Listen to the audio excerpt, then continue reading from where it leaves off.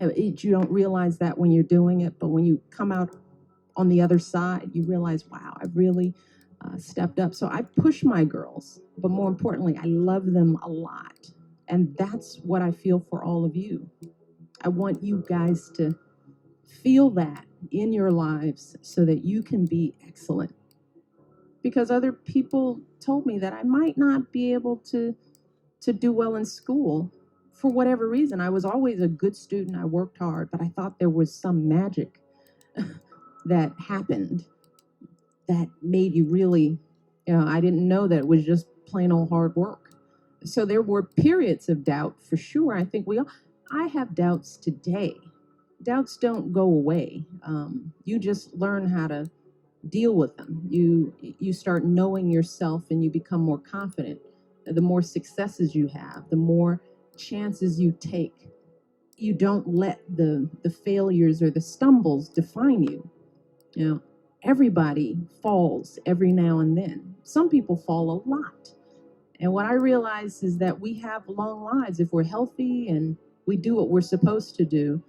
I'm 47 years old. So think about it. Whatever mistake I made when I was 13, who cares? So think about life as a long trajectory. But at the same time, you don't want to make huge mistakes because when you're young, making big mistakes can last forever, right? So you want to choose wisely. But the stumbles, the lessons learned, that's part of life that makes you grow. But I came to know that. I didn't know that when I was your age. I thought every mistake was the end of the world. I'll never get into school. I'll never be, of course, we all feel that way. But just continue to work, put the effort in. And I think that has been some of what's helped me being First Lady. First of all, is knowing who you are and being confident in yourself, because there'll be, Clarissa, what did you say? Pushing beyond other people's labels of you, right? That's a big part. That's what we do to each other all the time. We don't even know each other, and we already determine from one glance, meeting, one line, one word, one phrase, this is who you are. So you have to know who you are before that. and you live that reality, and you keep living it out no matter what. And if you're have good character and good intentions, that ultimately shines through. But in the end, it's hard work. And I like to work hard, and I like to do good things. And you practice that now. And believe it or not, I didn't know it. It prepared me to be the First Lady of the United States. I didn't know. I guess I'm doing okay. But you know what? Every day we just get up and keep doing what we think is the right thing.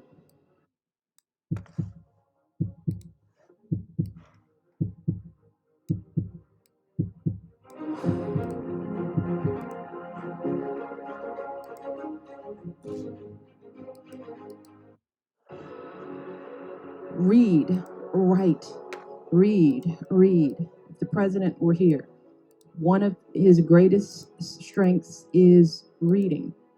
That's one of the reasons why he's a good communicator, why he's such a good writer. He's a voracious reader. So we're trying to get our girls, no matter what, to love reading and to challenge themselves with what they read, not just read the gossip books, but push themselves beyond and do things that maybe they wouldn't do. So I would encourage you all to read. Just keep reading. And writing is another skill. It's practice. The more you write, the better you get. Drafts. Our kids are learning. The first draft means nothing. You're going to do 7, 10 drafts. That's writing. It's not failure. It's not the teacher not liking you because it's all marked up in red. When you get to be a good writer, you mark your own stuff in red, and you rewrite, and you rewrite, and you rewrite. That's what writing is. And if you come out with those skills, and then you're confident, and you can articulate, and you can stand up straight and look anybody in the eye and say, this is who I am, it's a pleasure to meet you. That's one of the things we try to do with our mentoring program with young girls. My message to them is, if you can walk into the White House and meet the First Lady and say, my name is, how are you, and look me in the eye, then there's nothing you can't do. That's why it's important. If you guys walked here, are sitting here in front of all these people, standing tall, asking questions, using your voice, you have to practice that. These arenas just show up again and again, and then you just get used to it. The nerves go away, and you start relaxing into your own abilities. But it's practice.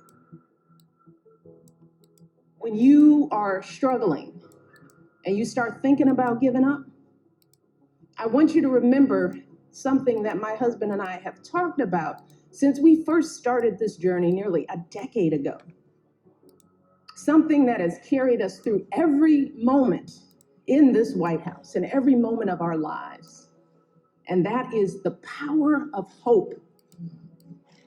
The belief that something better is always possible if you're willing to work for it and fight for it. It is our fundamental belief in the power of hope that has allowed us to rise above the voices of doubt and division, of anger and fear that we have faced in our own lives and in the life of this country. Our hope that if we work hard enough and believe in ourselves, then we can be whatever we dream, regardless of the limitations that others may place on us. The hope that when people see us for who we truly are, maybe, just maybe, they too will be inspired to rise to their best possible selves. Shoot, it's the hope of my folks like my dad. Got up every day, do his job at the city water plant. The hope that one day his kids would go to college and have opportunities he never dreamed of. That's the kind of hope that every single one of us, politicians, parents, preachers, all of us, need to be providing for our young people. Because that is what moves this country forward every single day. Our hope for the future and the hard work that hope inspires. I want our young people to know that they matter, that they belong. So don't be afraid. You hear me? Young people, don't be afraid. Be focused. Be determined. Be hopeful. Be empowered. Empower yourselves with a good education. Then get out there and use that education to build a country worthy of your boundless promise. Lead by example with hope. Never fear.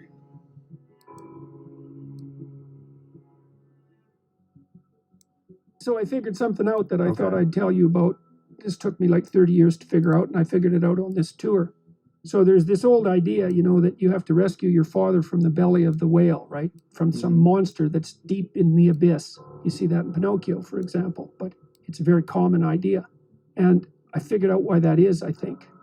So imagine that we already know from a clinical perspective that, if you set out a path towards a goal, which you want to do because you need a goal and you need a path, because that provides you with positive emotion, right? So you set up something as valuable, so that implies a hierarchy. You set up something as valuable. You decide that you're going to do that instead of other things, so that's kind of a sacrifice, because you're sacrificing everything else to pursue that.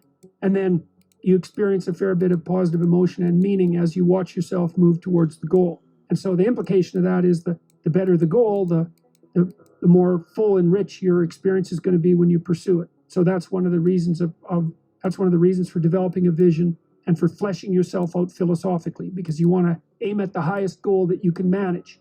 Okay, so you do that, and then what you'll find is that as you move towards the goal, there are certain things that you have to accomplish that frighten you. Maybe you have to learn to be a better speaker, a better writer, a better thinker. You have to be better to people around you, or you have to learn some new skills and you're afraid of that, whatever, because it's going to stretch you if you pursue a goal, and so that'll put you up against challenges.